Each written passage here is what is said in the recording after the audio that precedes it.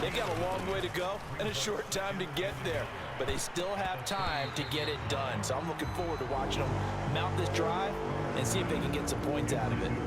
That's not the first time they've gone his way on this drive, and they were obviously keyed into him because they were there to help break that pass up.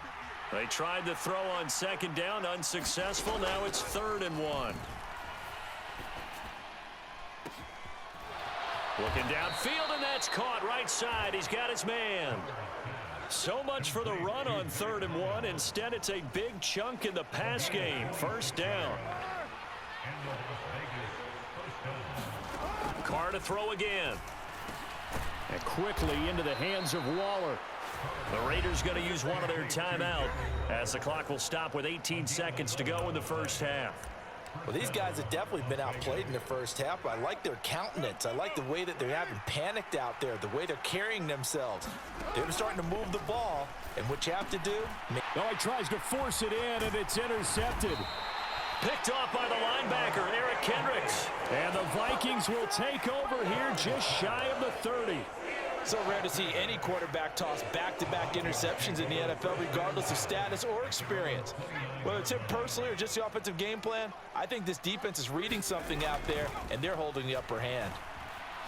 Nowhere to go here. He lost the football, and the Raiders pick it up. And he is going to bring this back inside the 20 to the 18-yard line. With no running backs in the backfield to help pass protect, all the receivers in their patterns, these are going to be hot routes. If they sense a blitz or pressure on the quarterback, they've got to be prepared to break routes off early and get the football. In this case, never even had a chance. They popped the ball free in the backfield.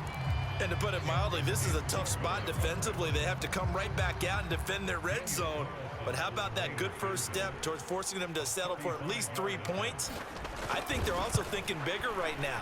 Imagine being able to stop them totally and change the momentum. So the defense are able to force their first turnover of the game, and then they add on to that by getting the field goal. And you don't just want to take the ball away from your opponent, partner. You want to make them hurt as well. And if you don't score yourself on defense, turn it over to your offense and have them put points on the board. Nwangu now from his end zone. That's it for the first half. 2 more quarters to go. We'll have plenty more to see after the break. Welcome back. Halftime over. We are ready for quarter number 3.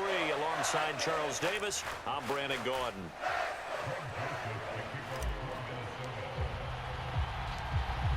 The Raiders are going to have it first, and they trail here as we get back to it in this 3rd quarter of action. And they will not get a chance to return this one. It's through the back of the end zone for a touchback. The Raider offense set to get this drive started. In the first half, they struggled a little bit to keep pace offensively, CD, down 2 scores here. So how do they make some changes coming out of the locker room? Well, they've studied what they did in the first half. They've seen what the defense has thrown at them. Now they want to have a plan of attack against it. So you come out, you're not going to get all the points back on one drive, but get started on it. Start chopping into that lead, and maybe it'll inspire your defense to help out as well. One play has him up past the 40 already, and another 1st and 10. Carr going to give it to Jacobs. And nothing much materializing there on the first down run. He'll get a couple, and that's it. They suspected it was a power play up the middle coming at them, and boy, were they right. That defense got downhill in a hurry and limited them to just a couple on first down. 2nd down, Jacobs once more. And he'll be stopped at the 46. Gain of 3. I do know from experience that when you slow down someone's running game, you're now doing the dictating on defense. And guess what? Now you're getting ready to tee off on their quarterback because they have to throw it all the time. But you still have to be alert for the draws and other plays of that nature to make sure you don't get hurt. From Viking territory now, they'll come up 1st and 10, right at the 40. Here's Jacobs on 1st and 10, and they're going to get him behind the line yet again as his nightmare afternoon continues. It was Danielle Hunter to make the play in the backfield. So the first down run lost a couple. Now they come up 2nd and 12. Carr now to throw. Throw right side going to be caught by Waller. And he'll be taken down here just shy of the 30. And after that completion, you can understand why so many teams in the league are emphasizing speed on defense at every position. The tight ends have created so many tough matchups now. If you can't run with a tight end as a linebacker, this is going to be the result every time. And he is going to have the Raiders first down as they're able to convert, albeit not by much, on 3rd and a yard. They'll run again with Bolden. And not able to break away this time as they're going to stop him right around the line of scrimmage. Officially, it's a 1-yard loss. That's going to bring up 2nd and 11. From the gun, it's Carr. That's caught by Waller out left side. And this is going to turn into another first down as the tackle is made at the Viking 16. Bolden. And he'll go down here at the 12-yard line. After the pickup of 5, here's 2nd and 5.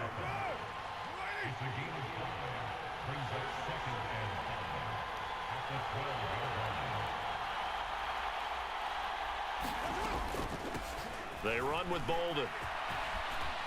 And he'll take it into the end zone for a Raider touchdown. Brandon Bolden. A 12-yard touchdown run. And the Raiders are able to cut into this deficit here in the final minute of the 3rd. In as many coaches' meetings as we sit in, we hear the word finish all the time, don't we? And on that play, the back actually finished getting into the end zone, breaking the last tackle. Tried to wrap up, tried to use the proper technique, just wasn't able to get it done. Extra point by Carlson, up and good. And this is back to a 5-point game. Following the touchdown, ready to kick it away is Carlson. Nwangu now from his end zone. And able to get this across the 20, but not much further as he's dropped at the 23-yard line. Here are the Vikings now to start their next drive. And maybe some renewed pressure on this unit following the touchdown a moment ago. It's back to a 1-score game. And because of that pressure, because it's now a 1-score game, they know this is where you need to slow the momentum change, because otherwise that could overrun your team. You've got to be careful right here. They'll look to throw now on first down. And he's going to lose yardage here, as they will switch ends as time has run out on this 3rd quarter of play. We have played 3 quarters. This is the National Football League on EA Sports.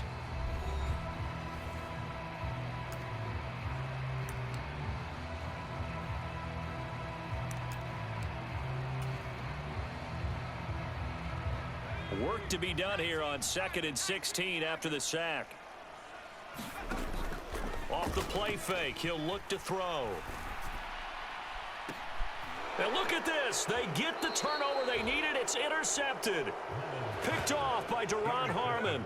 Oh, and I saw the pressure coming at him. That just looked problematic. Hit him as he threw it, and the interception ensued. Let me pay homage to the man who stood in this spot before. He always talked about how much pressure is in the face of a guy, and can he step into a throw? And when you can't do that, oftentimes interceptions result.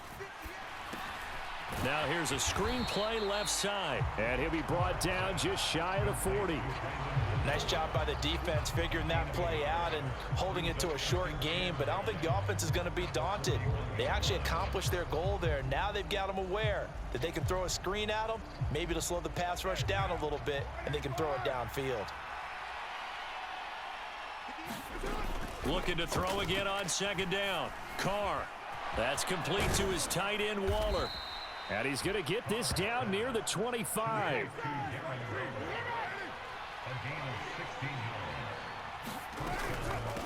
Here's Bolden. They get him to the ground right on the cusp of the red zone after a pickup of 5 or 6. I think we can safely say that those types of plays are the backbone of this offense. We know not every run's going to be a big hitter, but you know they'll take that type of result on each and every attempt. 2nd and 5 now. Carr. They'll try and set up the screen. It's complete. And he'll get it here to the 10-yard line. 9 yards to pick up there, and it's a first down.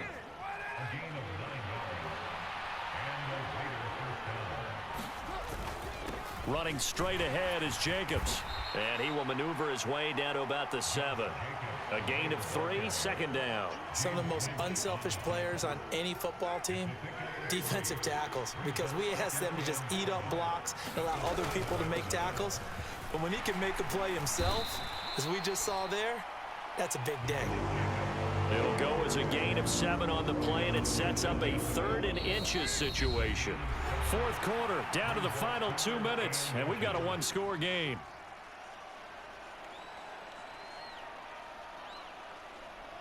The battle in the trenches never more important than right now. This is 3rd and inches.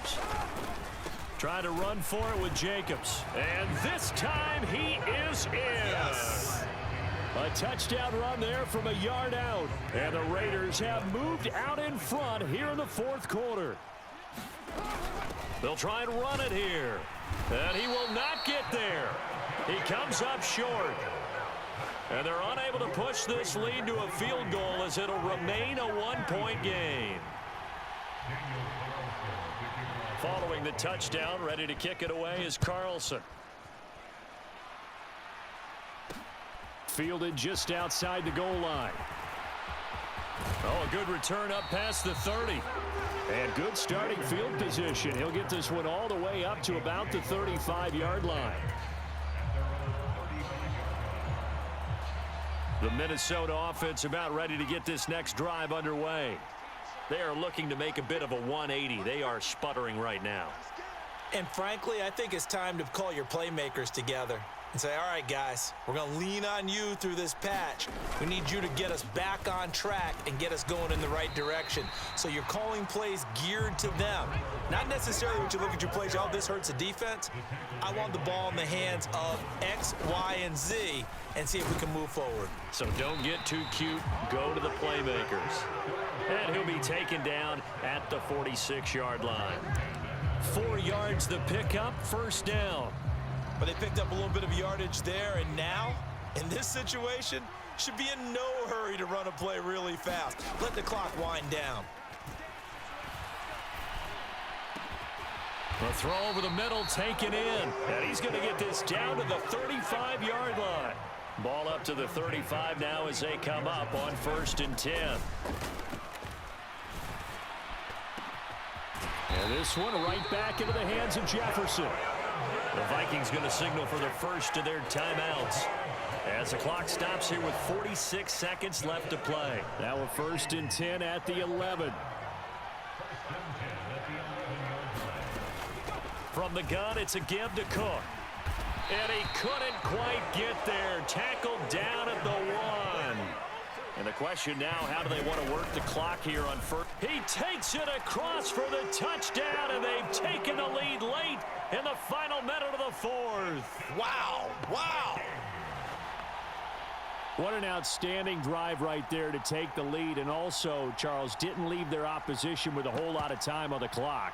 Yeah, I like the way that you're viewing this because they did a tremendous job to put themselves in a position to win, but they can't celebrate just yet. They've got to clamp down on any big plays and force them to use up those timeouts without making any headway. The Vikings leave the offense on the field as they're going to line up and go for 2. They'll give it to the fullback up the middle. And he will get into the end zone for the 2 points. And that helps. That gives them a 7-point lead.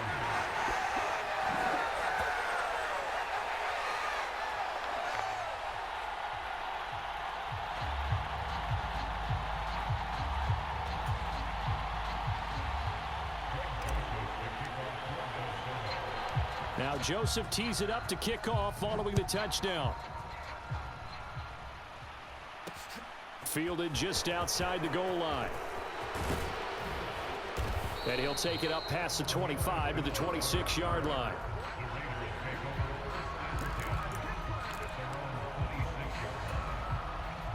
The Raider offense set to get this drive started. And as the offense begins another drive here, pretty simple, Charles. They want to carbon copy what happened the last time out when they ended their drive in the end zone. Yeah. Oh, he forces one there. It's a potential dagger as it's intercepted. Picked off by Chandon Sullivan. And the Vikings are going to take possession.